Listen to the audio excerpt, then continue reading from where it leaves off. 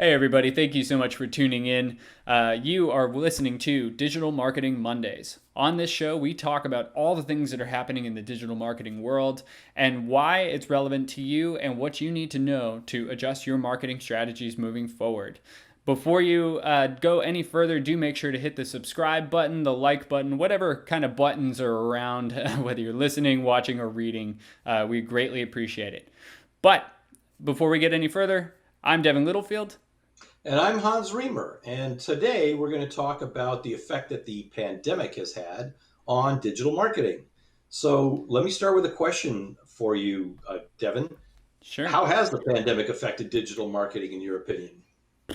I mean, it's been quite a shift. I think certainly what we've seen is that the whole world absolutely had to go into that digital first approach. Whether you were a small restaurant that had to figure out a way to be able to deliver food or have an app that people can order from, right?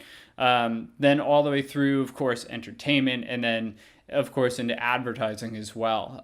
With so many people at home more often now, just stuck in the house trying to keep safety from other folks. Clearly the jump in number of people that were online and online more just grew seemingly exponentially overnight, and that I think that trend is certainly continued for quite a while through these last 18 months or so.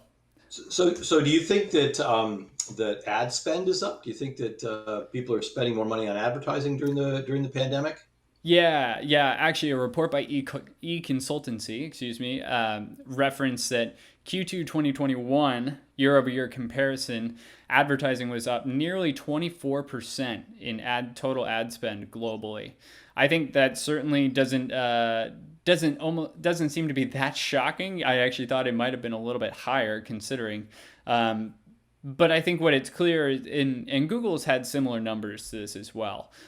So what's really clear out of all this is that companies are trying to spend more because there's more people that are online now. So there's more inventory available, therefore more ways to be able to spend to kind of get in front of your ideal audience. So I think those numbers will continue to rise, no doubt about that. And yeah, I think advertising is, especially as more platforms are coming online now, Mhm. there's just going to be more ways to get in front of people.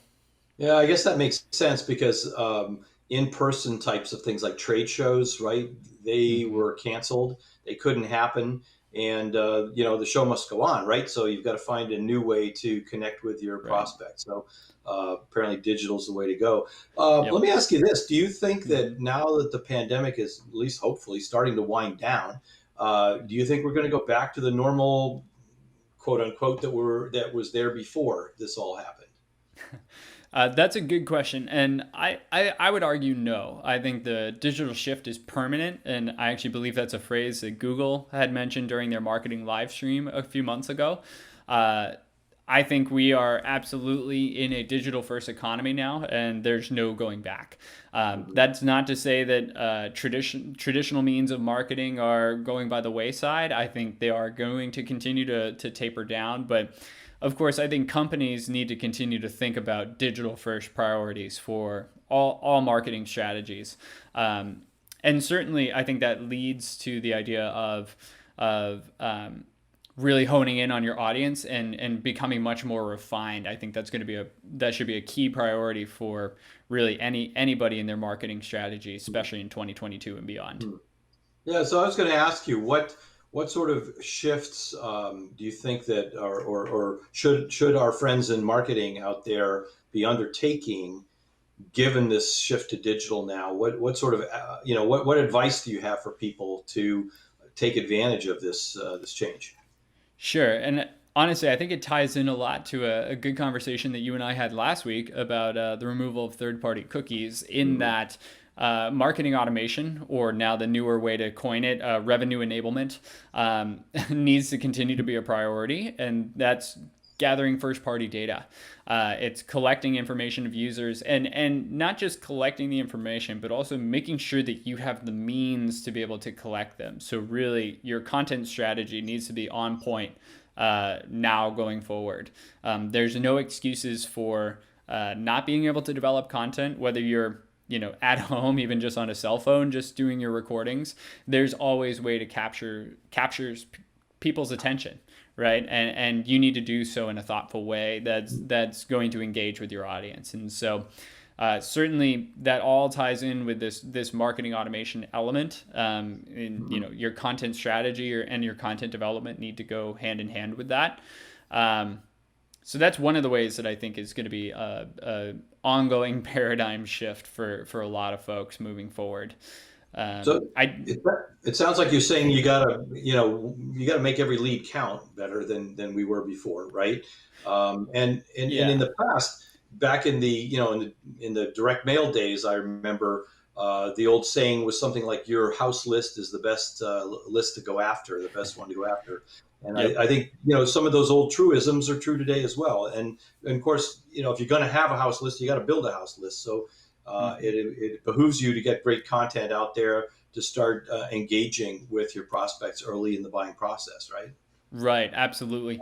And that's where I think, especially for high tech SaaS companies, as an example, having a really defined audience, I think, is going to be critical moving forward. I think long gone are the days of being able to spray and pray and hope for the best, Mm-hmm. especially in this digital economy, because frankly, companies like Google, they're making money hand over fist on advertising because they're taking advantage of automated strategies and assuming that people are not taking the oversight to actually better control where ads are showing up.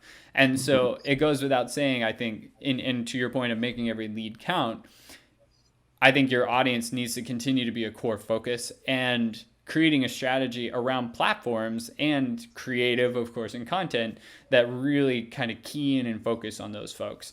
So Cool. for marketing, high tech SaaS companies, I don't think Facebook advertising is a really good play. I really don't. While I know that B2B, the number of US B2B marketers that are now on Instagram nearly tripled from last year.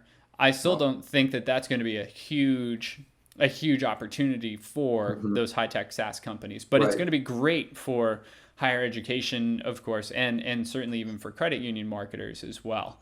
Yeah. Um, and I think just one other key point here is that very similar to how we're seeing the division of streaming services online now, right, between Discovery Plus, Paramount Plus, Netflix, Disney Plus, pretty much anybody has a plus now. It seems like that was a traditional channel. Advertising is now going in the same direction as well. More and more Hmm. platforms are coming online, and they're giving Google particularly less control over where ads are being shown in favor of creating their own platform and their own network of advertisers.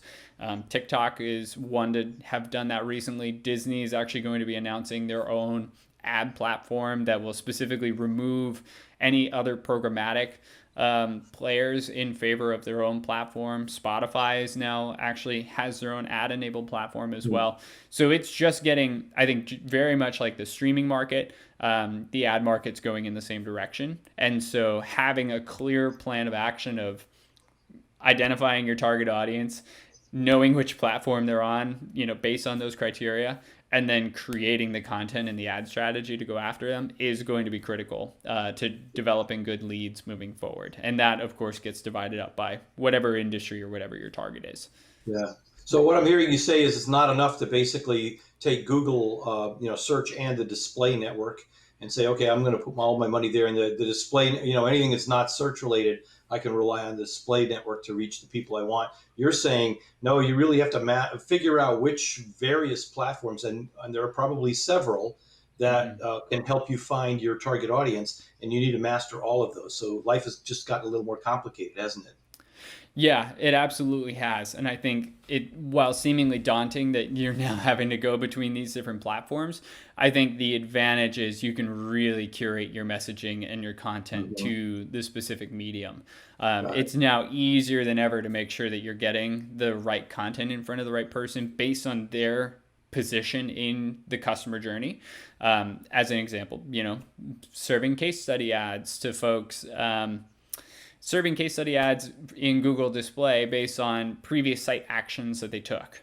You can also Right. then time that in with well-timed emails or drip campaigns around them, right? Hmm. So it's that one example of what really is a well-timed strategy, and understanding your customer and your customer journey, and then serving ads appropriately within the different platforms respectively. Okay, so we got our work cut out for us. Well, Yes, we that's do. enlightening. Yep. Thanks, Yeah, Devin. It's yeah, been absolutely. good going through this, and want to wrap us up? Yeah, I sure do. So, thank you again, of course, to everybody who's tuning in, whether you're listening, watching, or reading this content. We certainly love to hear any feedback that you may have about the show. So please send it along. Drop us an email, drop a comment in the message section. If you have a topic that you'd like us to cover, let us know. We'd probably be interested in doing it for you. So thanks for listening. We'll catch you next week. Thank you all very much.